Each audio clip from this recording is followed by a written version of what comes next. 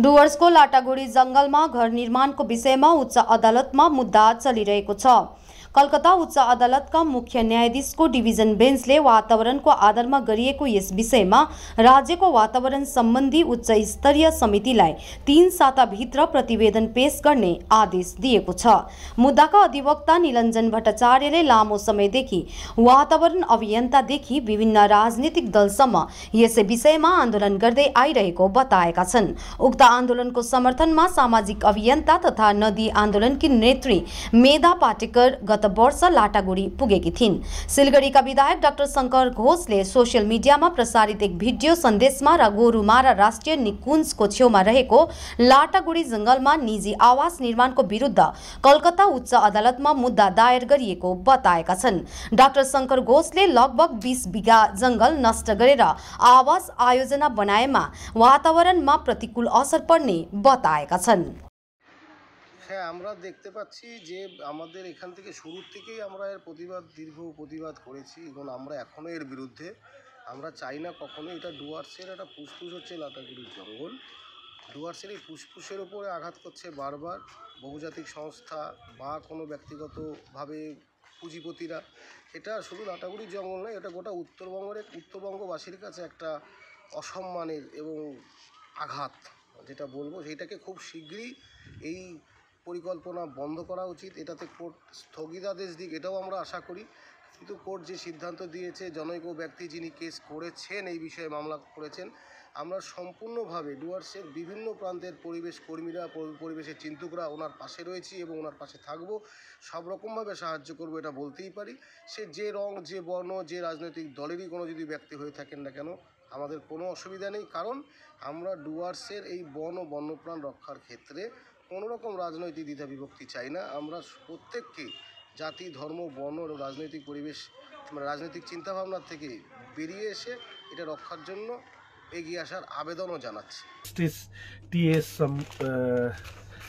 T.S.. Sivagnanam ওনার যে bench আছে, ডিভিশন বেঞ্চ থেকে একটি রায় দেয়। সেই রায়ে বলা হয় যে স্টেট ইম্প্যাক্ট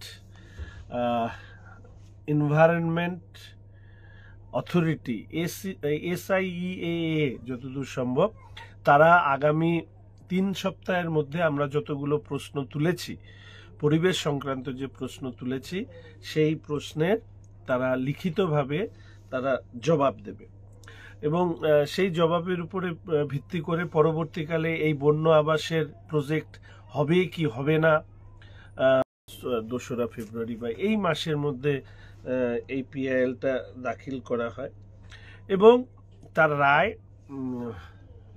যতদূর সম্ভব গতকাল আমি এই রায়টা পাই। High court chief justice T S. Sivagnanam ওনার যে বেঞ্চ আছে, ডিভিশন বেঞ্চ থেকে একটি রায় দেয়। সেই রায়ে বলা হয় যে স্টেট ইম্প্যাক্ট